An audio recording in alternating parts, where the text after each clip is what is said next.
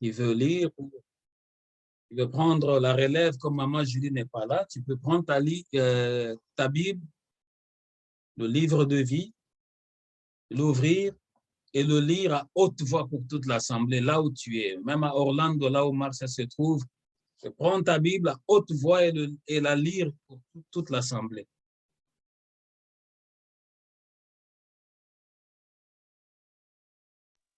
Éphésiens chapitre 3, versets 20 à 21.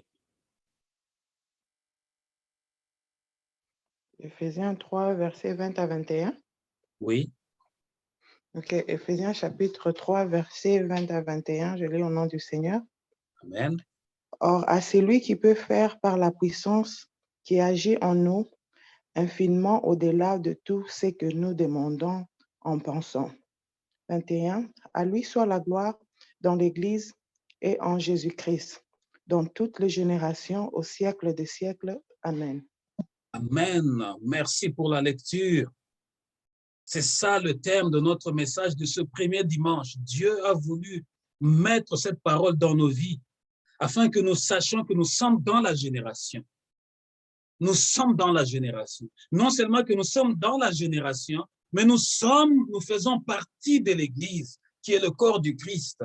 La Bible dit ceci, à celui qui, par la puissance qui agit en nous. Quelle est cette puissance qui agit en nous? C'est le Saint-Esprit qui agit en nous. C'est le Saint-Esprit qui agit en nous. La Bible déclare que le Christ, avant de s'en aller, de se retirer de ce monde pour rentrer dans son royaume auprès de son Père, il avait dit aux disciples, ne vous éloignez pas de Jérusalem jusqu'à ce que mon Père vous envoie la puissance d'en haut, ce que je vous ai dit, que le Saint-Esprit vienne au milieu de vous. Et c'est cette puissance qui agit en nous. Nous qui faisons partie de cette génération. Nous qui faisons partie de cette génération du temps de la fin. Parce que n'oubliez pas, prophétiquement parlant, l'Église est au soir. Bientôt, la 7e trompette sonnera avant que le Fils de Dieu puisse descendre dans toute sa gloire. Et lorsqu'il descendra dans toute sa gloire, il vient maintenant comme le roi. Il vient avec toute son autorité, sans pitié. Voilà pourquoi notre rôle en tant que serviteur, c'est pour éveiller ceux qui dorment, de ne pas dormir, de se réveiller et de se revêtir de l'homme nouveau, revêtu de Christ, pour que lorsqu'il va descendre dans toute sa gloire, que nous soyons prêts à le rencontrer. Parce que la première venue, c'était sa naissance.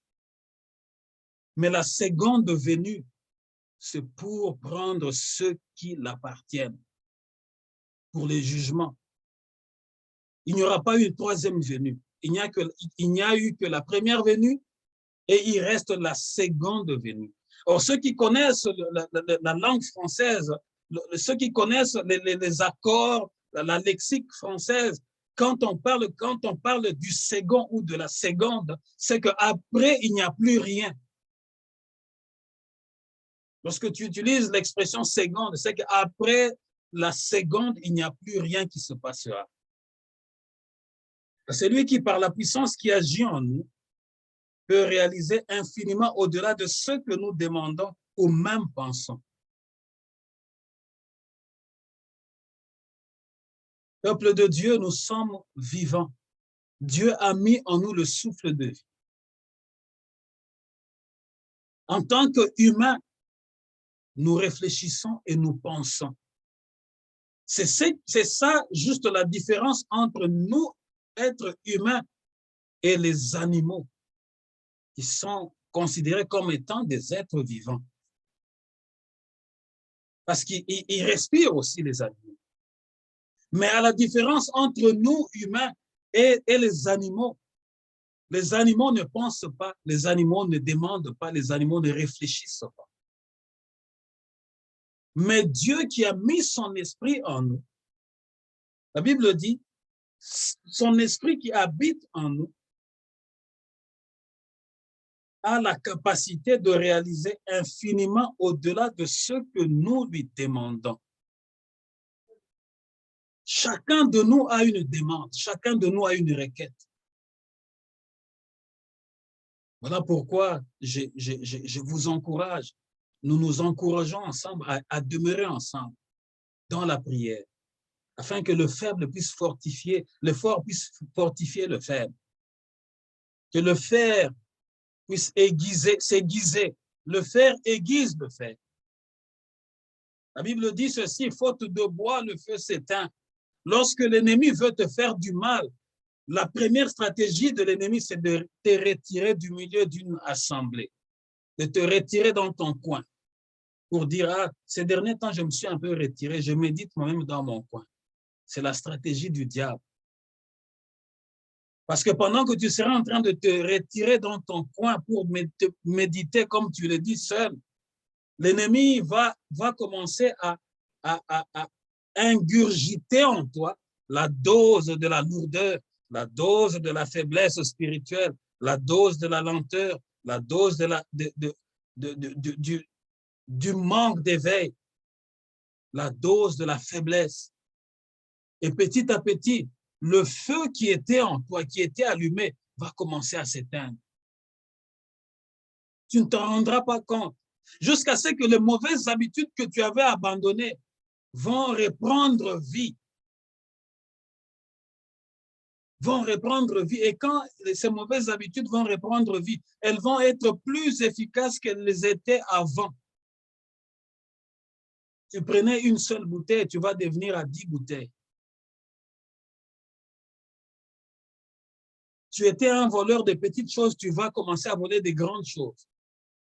Tu entres dans des surfaces, tu voles tout ce que tu trouves. Tu portes de gros habits pour voler et dissimuler des choses en dessous. Et c'est ce que j'ai même appris quand je suis allé en Europe. Les gens, nos compatriotes qui sont beaucoup plus dans le gardiennage des magasins de grande surface, ils ont excellé dans ces genres de vie, ces genres de systèmes, voler pour venir revendre.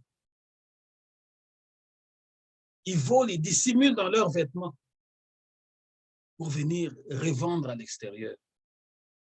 J'ai même ouï dire quelqu'un que je connais, il portait de belles chemises. J'ai dit, mais toi, tu as toujours de belles chemises. Il dit, oui, ces belles chemises que tu vois ici, il y a quelqu'un qui vole ça en France là-bas. Il vole ça pendant que ça vient, pendant qu'on est en train d'étaler, quand on remplace les choses pour de nouvelles saisons. Lui, en ce moment-là, il vole.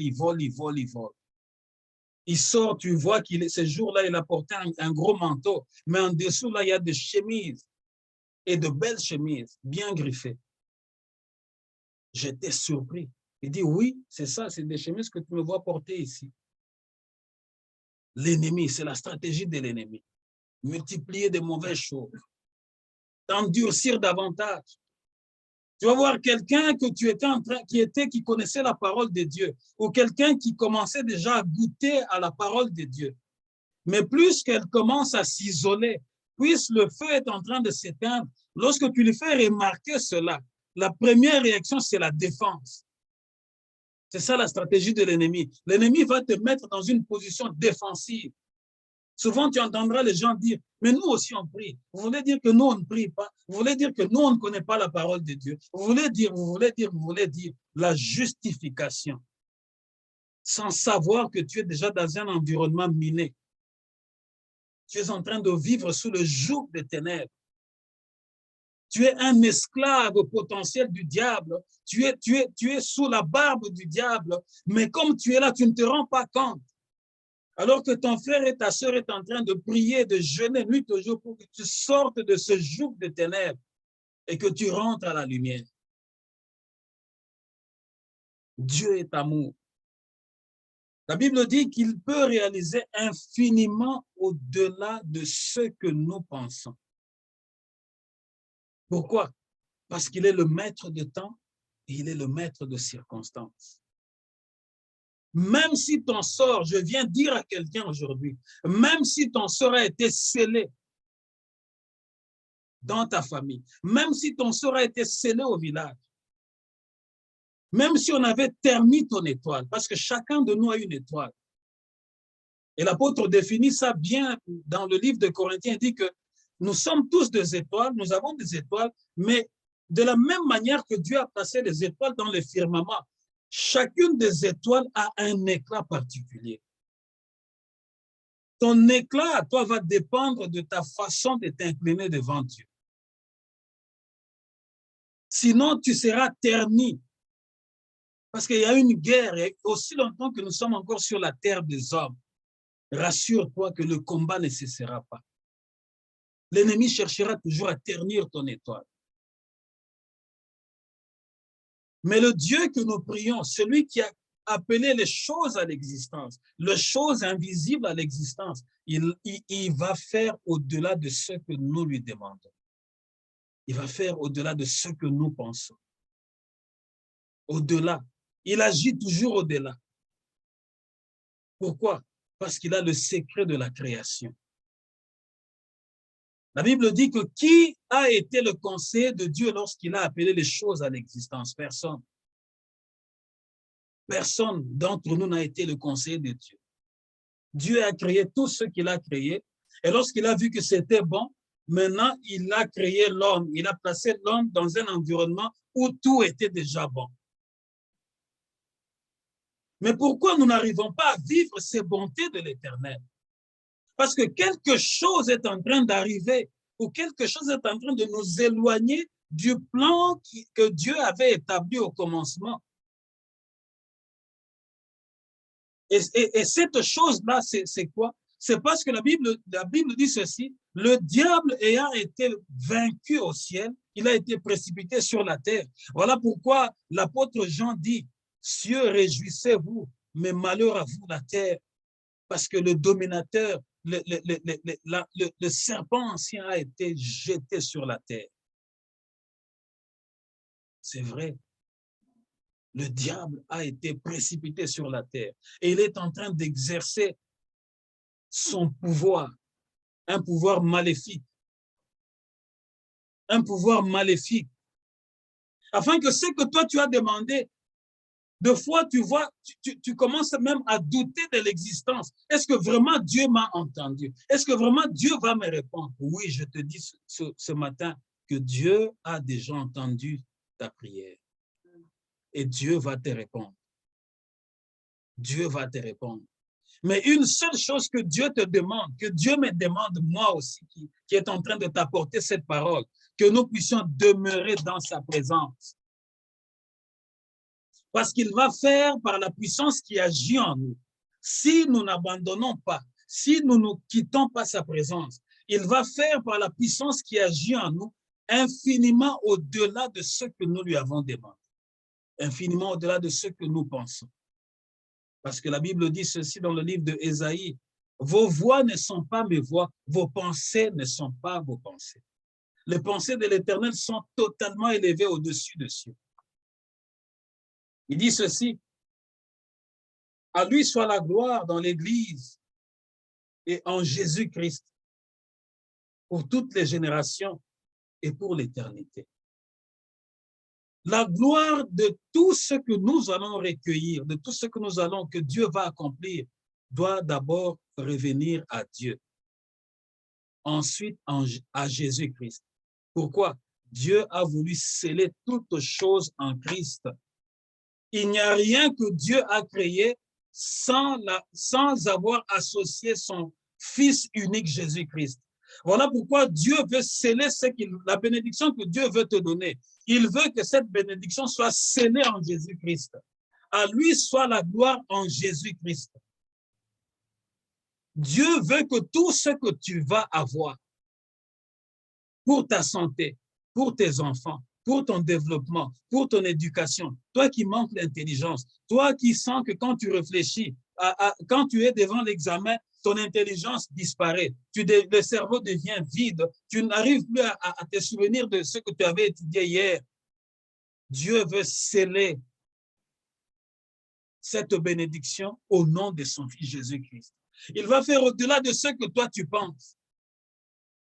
C'est-à-dire quoi? Au-delà de ce que nous pensons, Dieu va briser les limites établies par les hommes. Dieu va t'amener au-delà. Dieu va t'amener au-dessus de tes ennemis. au-delà de ce que toi tu penses. Tu avais demandé quelque chose à une dizaine de kilomètres, mais Dieu va t'en donner à une vingtaine de kilomètres. Dieu va étendre, il va élargir cette bénédiction, afin que lorsque tu seras béni, que tu reconnaisses que non, ça, ce n'est pas la main de l'homme. Il n'y a que la main de Dieu qui peut faire ce qui vient de se passer dans ma vie. La main de Dieu. C'est ce qui s'est passé en Égypte. Lorsque Dieu a commencé à démontrer sa puissance devant le Pharaon et devant ses prophètes se sont réunis et ils ont dit ceci: il n'y a que le doigt de Dieu qui peut faire ça. Je viens dire à quelqu'un ce matin, les gens diront de ta vie, ça c'est le doigt de l'Éternel. Certains d'autres diront, non, ça c'est la main de l'Éternel. Ces choses ici que nous sommes en train de vivre dans sa vie, ces choses que nous sommes en train de voir se réaliser dans sa famille, il n'y a que la main de Dieu qui peut le faire. Il fera au-delà. Nous sommes dans une génération des incrédules. Nous sommes dans une génération où la technologie est complètement avancée. Voilà pourquoi aujourd'hui nous pouvons nous parler à distance. Vous me voyez, je peux vous voir. Nous partageons la parole de Dieu. Mais la conséquence de cette technologie, d'un côté, nous apporte l'avantage. Nous parlons à ceux qui sont à Orlando, nous parlons à ceux qui sont au Texas, nous parlons à ceux qui sont en France, nous parlons à tous ces gens qui sont éloignés. Nous sommes devenus comme un village. Mais l'autre côté ténébreux, c'est quoi? Plus l'homme a réalisé ses exploits, plus son cœur est rempli d'orgueil.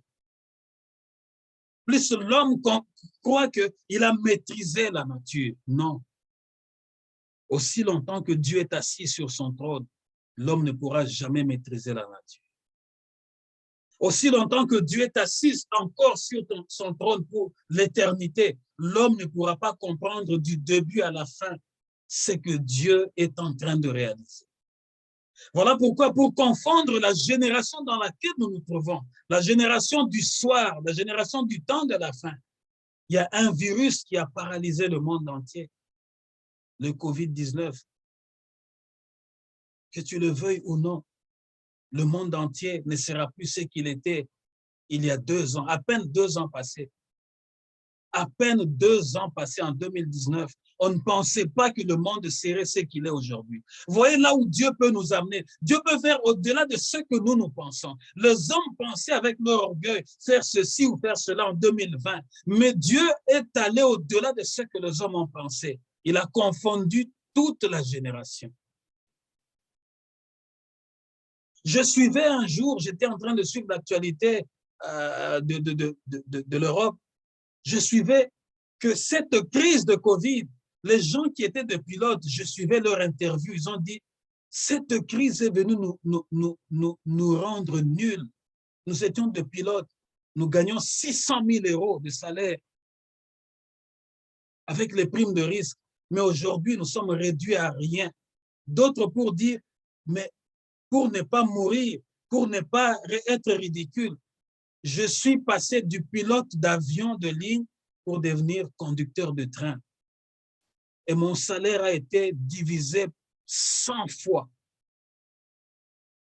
Quelqu'un qui était dans les 600 000 € pour descendre dans les 15 000 €, pour descendre dans les 10 000 €. Dieu a confondu la nature de l'homme. Dieu a confondu le genre humain à cause de notre orgueil. Nous commençons à remplir de certificats. On nous envoie de formulaires au travail.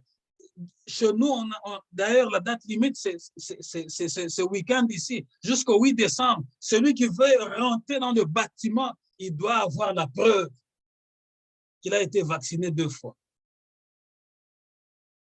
À partir du numéro 1 de notre firme jusqu'au dernier, nous voulons voir les preuves le 8 décembre. Tu veux accéder dans le bâtiment du travail, tu dois porter ta preuve avec toi. N'est-ce pas le signe du temps de la fin qui se profile d'une manière ou d'une autre? C'est-à-dire que la nature est venue nous imposer quelque chose. La nature est venue nous imposer quelque chose. Et c'est devenu incontournable. Mais ce dimanche, je viens te dire que Dieu est capable de faire au-delà de ce que tu penses, au-delà de ce que tu imagines, au-delà de ce que les hommes ont pensé sur toi. Dieu va réaliser au-delà de ce que les hommes ont pensé sur toi. Dieu va réaliser au-delà de ce que les hommes ont déclaré sur toi. Si tu le crois, déclare Amen là où tu es. Dieu va réaliser au-delà. Dieu va repousser les limites. Nous sommes au dernier virage, au mois de décembre. Il y a plusieurs qui vont tomber, il y a plusieurs qui vont tenir. Mais ça dépend, tu es dans quelle position. Tu es dans quelle position? Le cœur de l'homme est devenu tellement mauvais,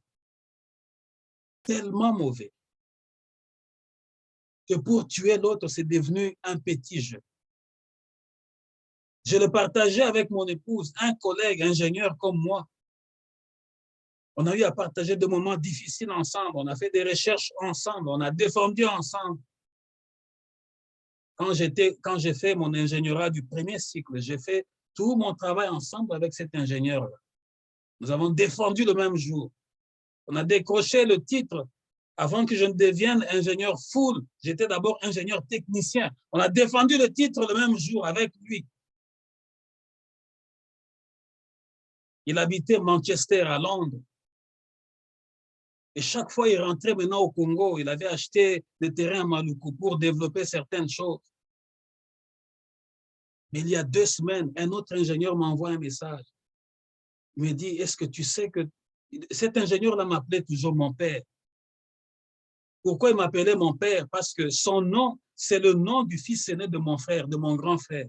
Alors, comme il portait le même prénom, moi, je ne l'appelais plus, je ne l'appelais plus par son prénom, je l'appelais mon fils. Et lui m'appelait mon père. Il me dit que ton fils est mort. Il dit que ton collègue proche est mort. J'étais comme un peu perdu. Je voulais savoir qu'est-ce qui s'est passé. Il me dit, il y a seulement 2 semaines que nous étions avec lui ici à Kin. Il était venu développer ses affaires à Maluku, mais il est rentré. Après 2 semaines, il est mort. Mais cette nouvelle m'avait troublé. La semaine passée, j'étais au travail à Montréal. J'ai passé un coup de fil à notre collègue qui est aux États-Unis, à Charlotte. J'ai dit, explique-moi. Il me dit, cher frère, cette nouvelle nous a tous bouleversés. Il était parti à Kin développer ses affaires, mais on l'a empoisonné. Le poison qu'on avait mis sur lui, c'était un poison qui devrait prendre 6 semaines. C'est-à-dire que ces gens-là avaient calculé que s'il était encore à Kin, on pouvait le guérir. Mais comme c'est quelqu'un qui vient et qui répare, qui vient et qui répare, on l'a empoisonné. Il est rentré chez lui, à Londres, à Manchester. Mais quand tu rentres, et avec l'état de Covid ici, chaque pays a sa réglementation. Tu dois d'abord passer au confinement, comme on le fait ici. Il est rentré au confinement, mais il était en train de pleurer chaque nuit. Et sa femme écoutait les cris de pleurs. J'ai mal au ventre, et j'ai mal au ventre. Il a fait la diarrhée. La femme a appelé les services de secours. Ils ont dit non, comme il vient de l'Afrique, c'est que ça doit être, c'est la COVID. Ne sachant pas que l'homme était déjà abîmé. Et comme il fallait respecter les 2 semaines de confinement, peuple de Dieu, pendant ces 2 semaines-là, le poison a rongé mon collègue. Finalement, tellement qu'il ne faisait que pleurer, les ambulances sont venues, on l'a pris, on l'a amené à l'hôpital. Juste à peine qu'on commençait à voir, il est parti. Ils ont dit, on ne va pas libérer ce corps, on doit faire l'autopsie. Ils ont découvert qu'il était totalement abîmé. Vous voyez d'où le cœur de l'homme est arrivé. Donc, on peut te tuer juste pour rien parce que tu as juste un semblant de la réussite que tu as. Et quelqu'un va décider à arrêter avec ta vie. Afin que tu laisses ta femme et tes enfants dans la tristesse, brusquement comme ça. Mais nous avons un Dieu qui va réaliser au-delà de ce que nous lui demandons, au-delà de ce que nous pensons. Voilà pourquoi Dieu nous demande d'avoir toujours une pensée positive. Parce qu'il demeure Dieu au-dessus de toute chose, au-dessus de toute stratégie des hommes, au-delà de ce que nous pouvons penser. Nous allons prendre le 2e texte dans le livre de Actes, chapitre 12. Actes chapitre 12, versets 1 à 17. Actes chapitre 12, versets 1 à 17.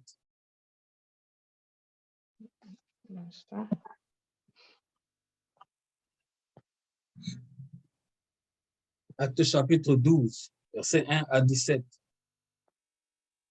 Actes chapitre 12, versets 1 à 17. Je lis au nom du Seigneur. Amen. Vers le même temps, le roi Hérode s'est mis à maltraiter quelques membres de l'Église. Verset 2, et il fit mourir par l'épée Jacques, frère de Jean. Verset 3, voyant que cela était agréable aux Juifs, il fit encore arrêter Pierre. C'était pendant le jour de pain sans levain. 4, après l'avoir saisi et jeté en prison, il est mis sous la garde de 4 escouades de 4 soldats, chacune avec l'intention de le faire comparaître devant le peuple après la Pâque. 5. Pierre donc était gardé dans la prison et l'Église ne cessait d'adresser pour lui des prières à Dieu. 6.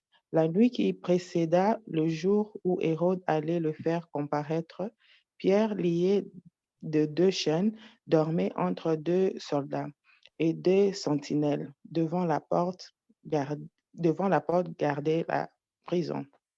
7. Et voici un ange du Seigneur survint et une lumière brillant dans la prison.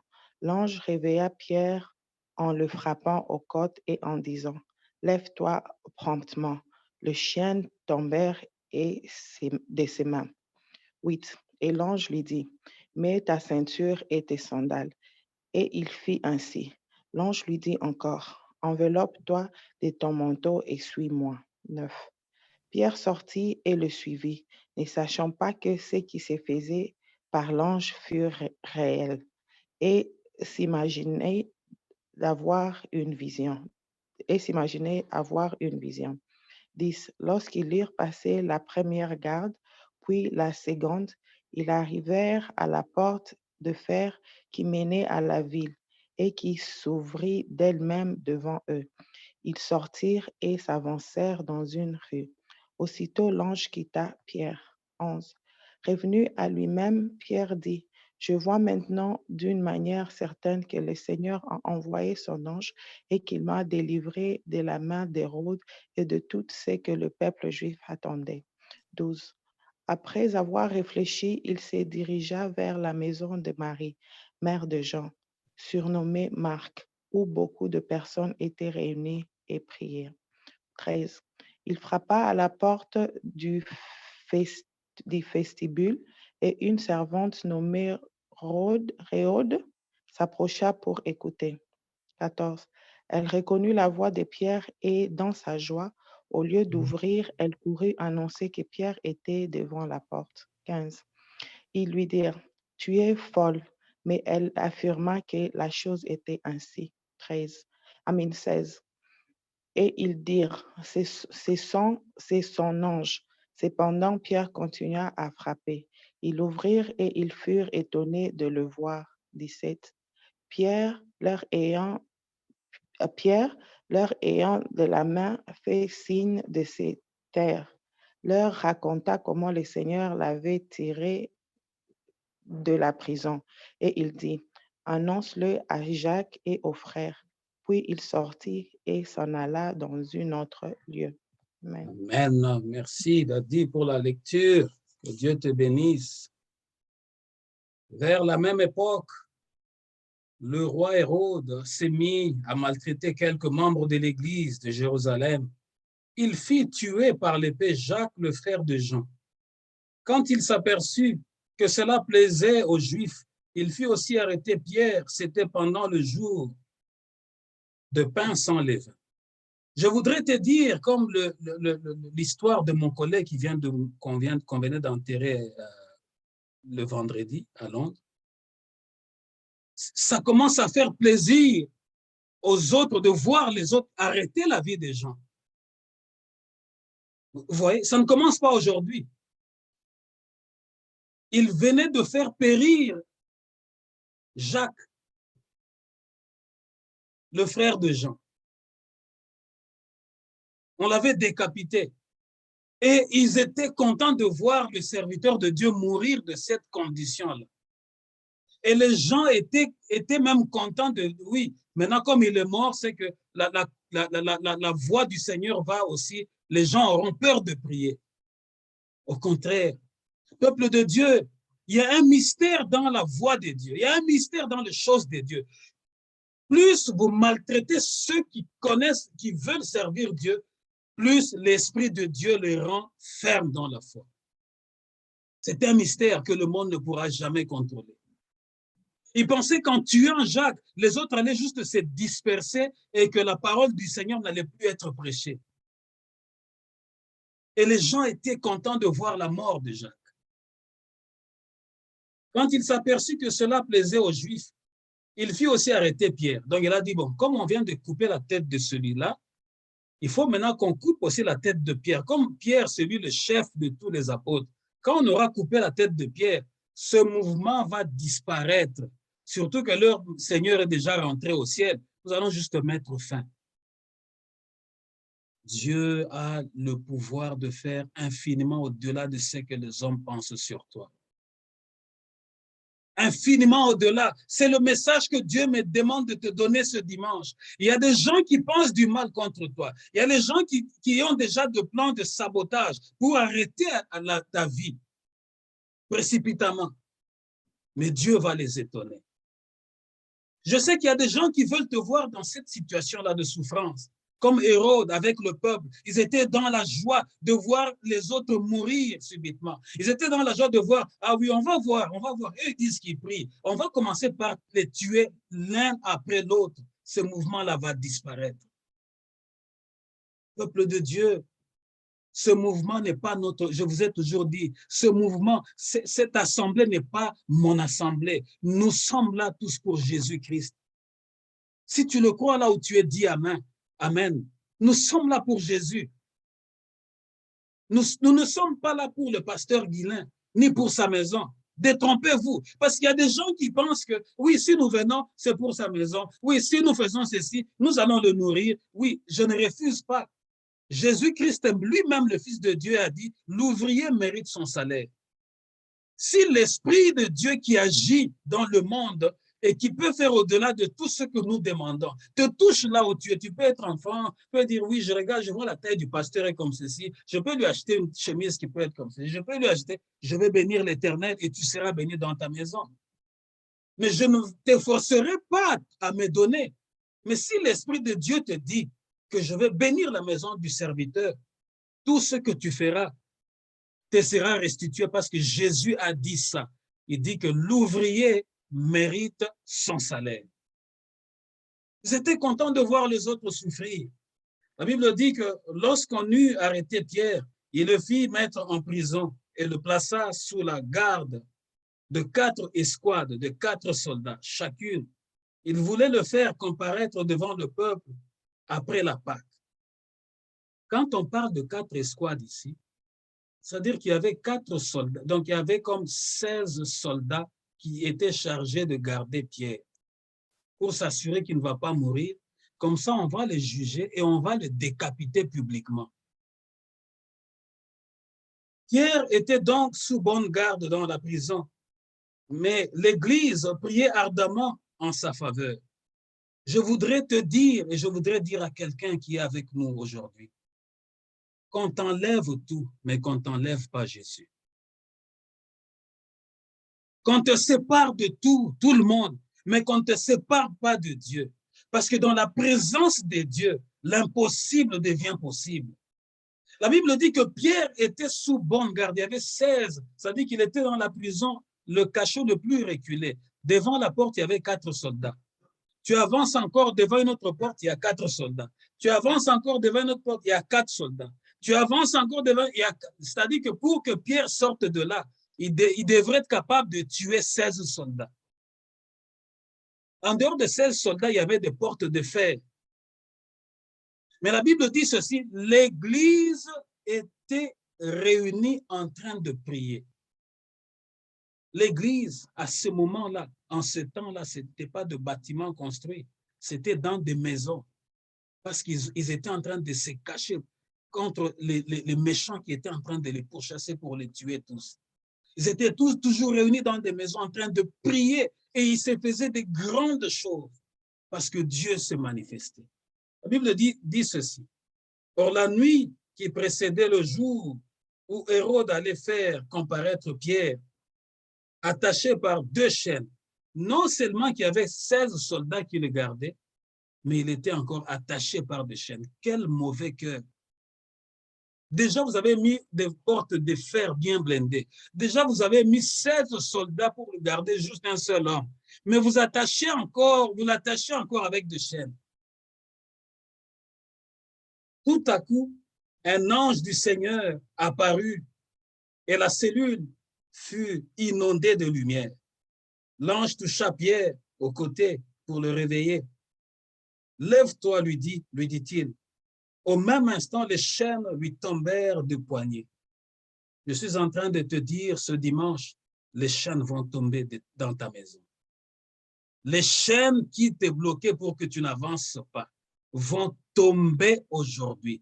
Parce que Dieu, mon Dieu, va faire au-delà de ce que toi tu penses. Tu vois dans ta pensée là, tu t'es mis de limites, mais Dieu ne regarde pas tes limites. Dieu voit là où toi tu ne vois pas. Et il va t'amener là où tu n'as jamais été, parce qu'il est Dieu et il le fera non pas à cause de toi, mais il va le faire à cause de son Fils Jésus-Christ, afin qu'il puisse sceller cette bénédiction, afin que lorsque tu arriveras, que celui qui voudra venir attaquer ta bénédiction, il trouve ta bénédiction scellée par le sang de l'agneau. Je suis en train de m'adresser à quelqu'un, je suis en train de m'adresser à une famille.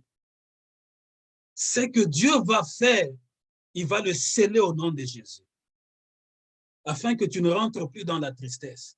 Là où les hommes, parce que les hommes, les gens de votre famille, vous avez déjà mis dans une prison pour que chaque mois ou chaque année qu'il y ait de deuil, chaque année vous êtes appelés à enterrer des gens. Mais les chaînes vont tomber aujourd'hui. La Bible dit, les chaînes tombèrent, alors poursuivit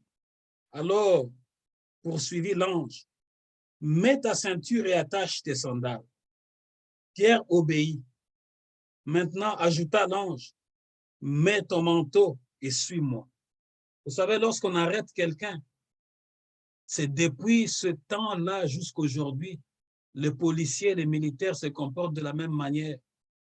Lorsqu'on veut te mettre dans la cellule, on te retire ta ceinture, on te retire presque l'essentiel que tu as. Mais lorsque Dieu veut te restaurer, il te remet ce que l'ennemi t'avait retiré. Voilà pourquoi l'ange lui dit, sois revêtu, reprends tes affaires, reprends ton autorité. Maintenant, ajouta l'ange, mets ton manteau et suis-moi. Pierre le suivit et sortit sans se rendre compte que tout ce que l'ange faisait était réel. Il croyait avoir une vision. Vous voyez ce que nous venons de lire dans ce verset 9. Ça soutient ce que nous venons de lire au début dans le livre d'Éphésiens, au chapitre 3, verset 20. Dieu a le pouvoir de faire au-delà de ce que nous pensons.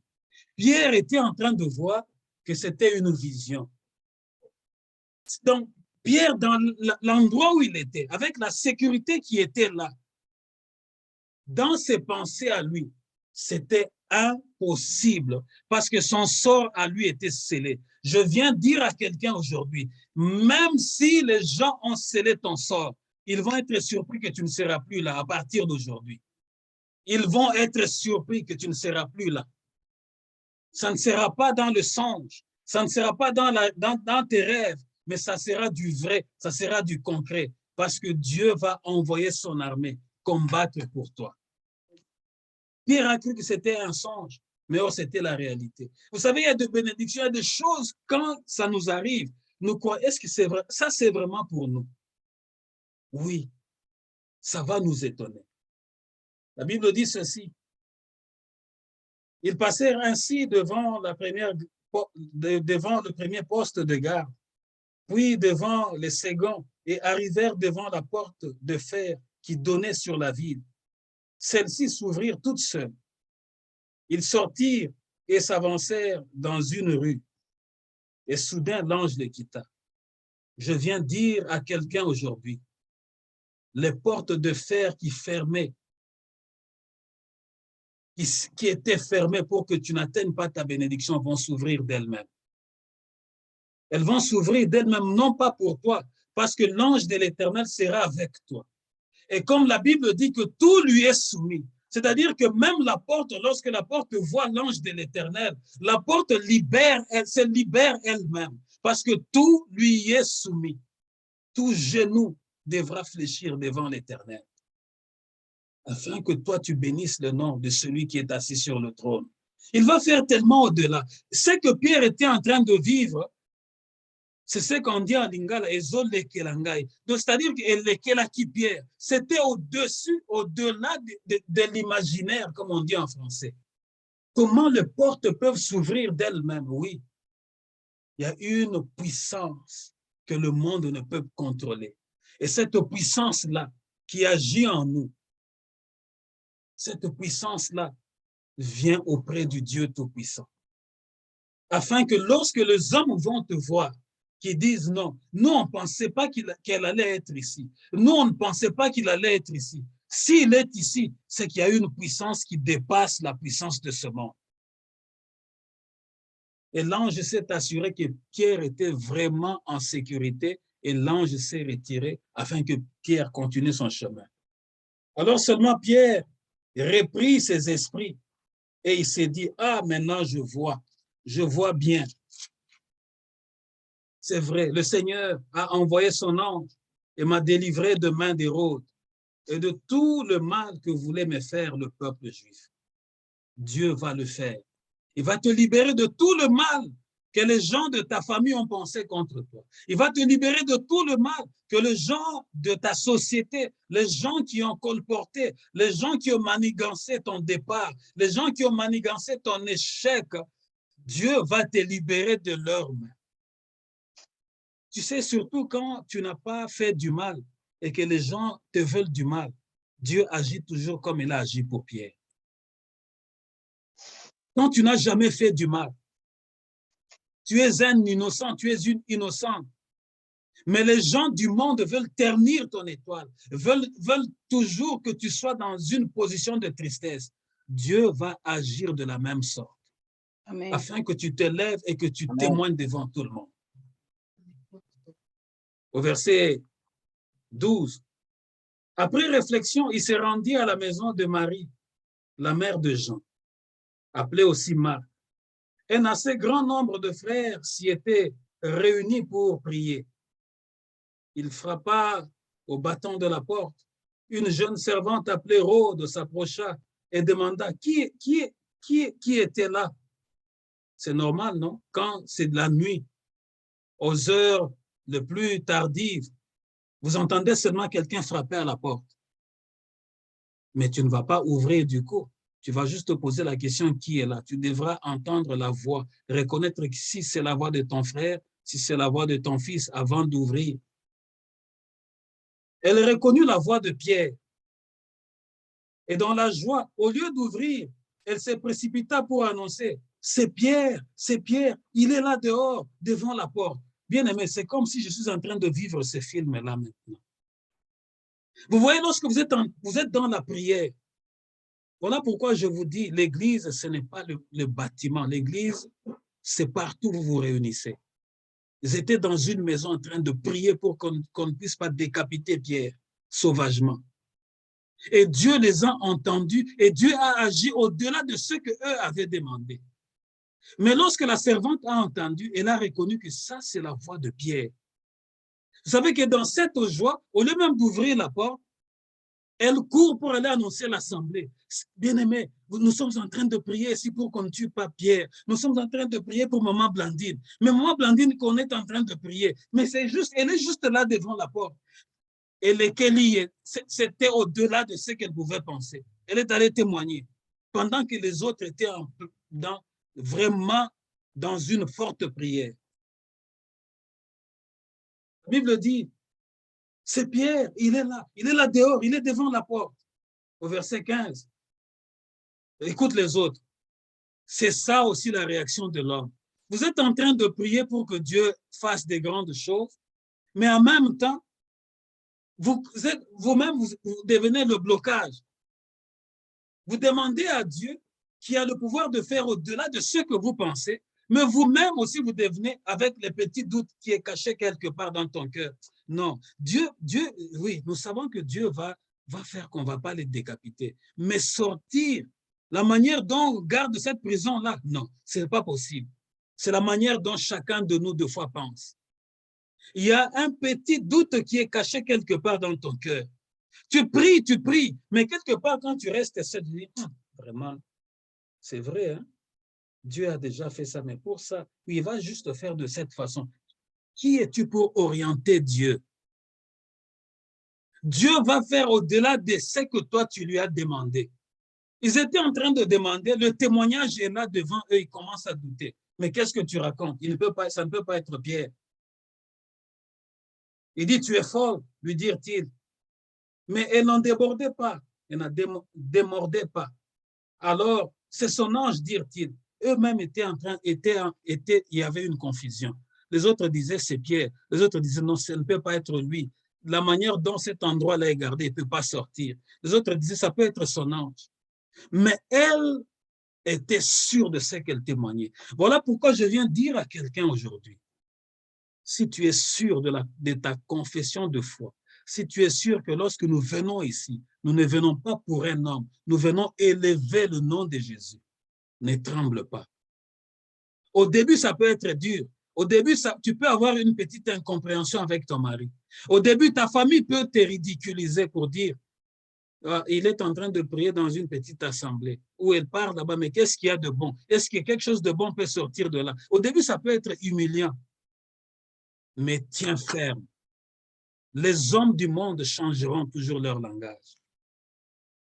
La Bible dit ceci. Pendant ce temps, Pierre continue à frapper à la porte parce que Pierre était déjà libre. Il avait besoin de se cacher dans la maison.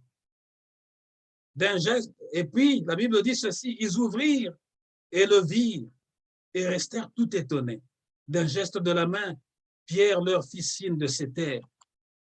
Bien-aimé, c'est comme si je suis en train de vivre cet événement-là. Et je vois pendant qu'eux, ils étaient dans la joie, Pierre est en train de dire, taisez-vous, taisez-vous, taisez-vous. Parce qu'au milieu des enfants de Dieu, bien-aimé, si tu es réellement converti, ta joie doit être au milieu des enfants de Dieu, au milieu des frères et des sœurs. Et c'est là qu'il y a le témoignage. Pierre dit, taisez-vous, taisez-vous, taisez-vous. Parce que Pierre avait un témoignage. D'un geste de la main, il fit signe de cette terre. Il leur raconta comment le Seigneur l'avait fait sortir de prison. Il ajouta, faites savoir tout cela à Jacques et aux autres frères. Ensuite, il repartit et se rendit ailleurs. Pourquoi Pierre parle de Jacques?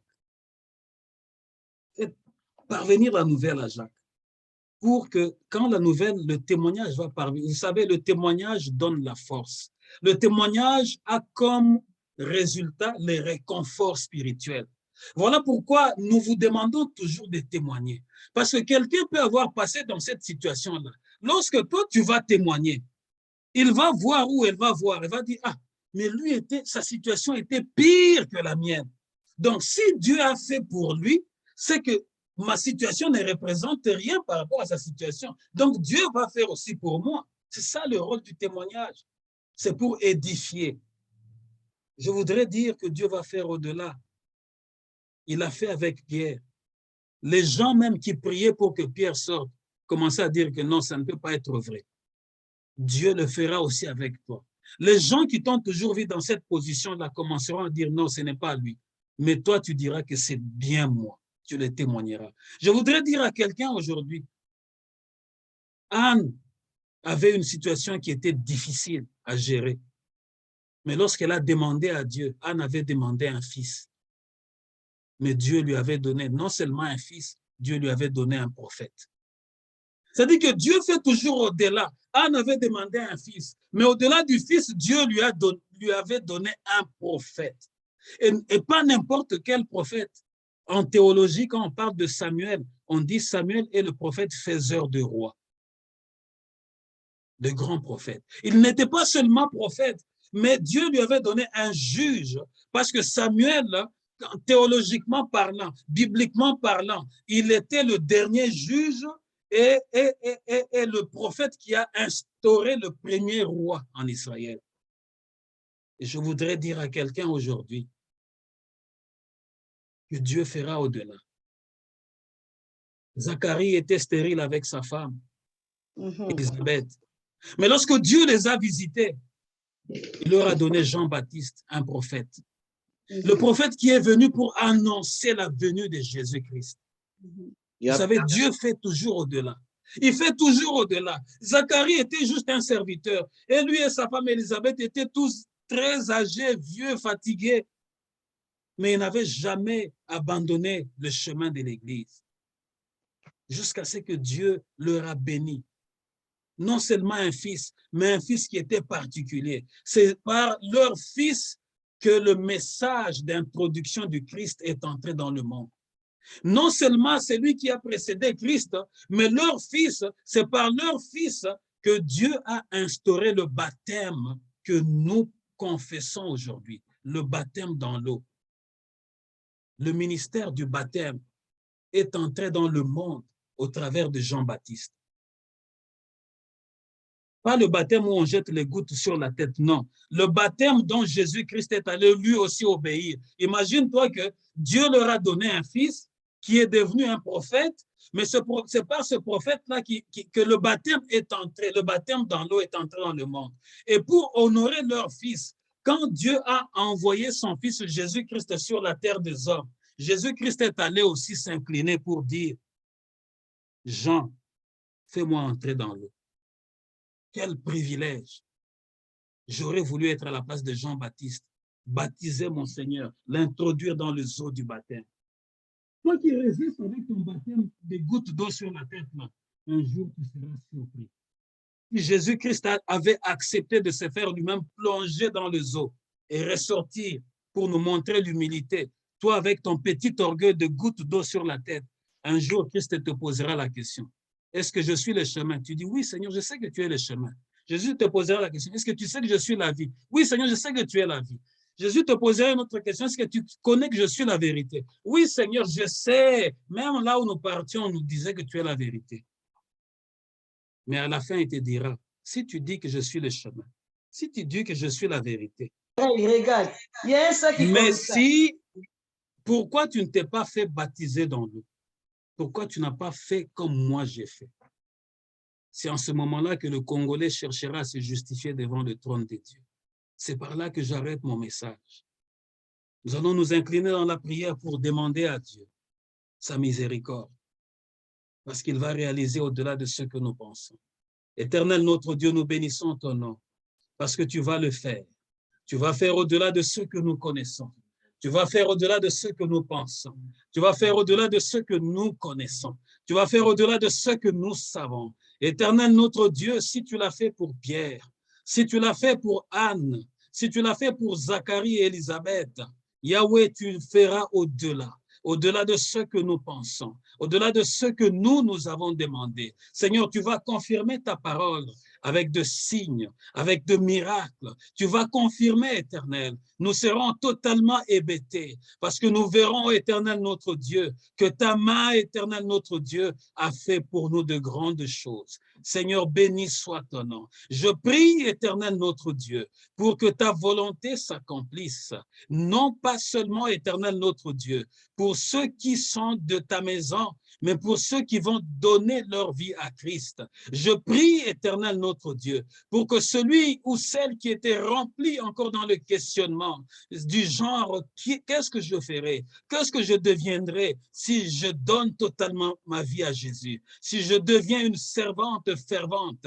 Seigneur notre Dieu, que cette nuit qu'elle puisse recevoir sa réponse, car tu es le Dieu de la visitation. Je prie pour que tu visites, je prie pour que tu visites, je prie pour que tu visites, je prie pour que tu consoles, je prie pour que tu restaures, que tu restaures, que tu restaures. Éternel, tu as fait au-delà.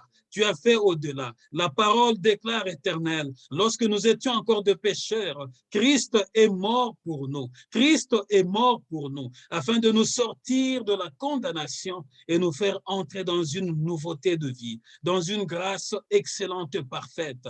Oh Jésus, manifeste-toi. Jésus, manifeste-toi. Nous prions, Éternel, notre Dieu, afin que tu façonnes nos cœurs, Éternel, et que tu donnes une forme à cette assemblée. Que cette assemblée soit une assemblée d'adorateurs et d'adoratrices, une assemblée des gens nés de nouveau, Éternel, une assemblée des gens désintéressés des choses de ce monde éternel et qui viennent tout le jour, Éternel, notre Dieu, répandre leur cœur à tes yeux, afin que tu restaures et tu consoles, rien que pour ta gloire, dans le nom puissant de Jésus, dans le nom puissant de Jésus.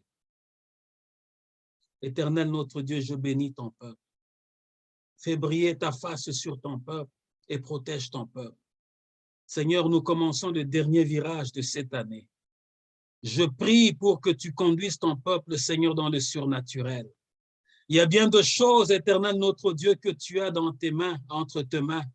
Seigneur, notre Dieu, je voudrais que tu puisses nous surprendre, Éternel, parce que tu as le dernier mot. Je prie pour que les portes de fer s'ouvrent d'elles-mêmes à cause de ton nom éternel.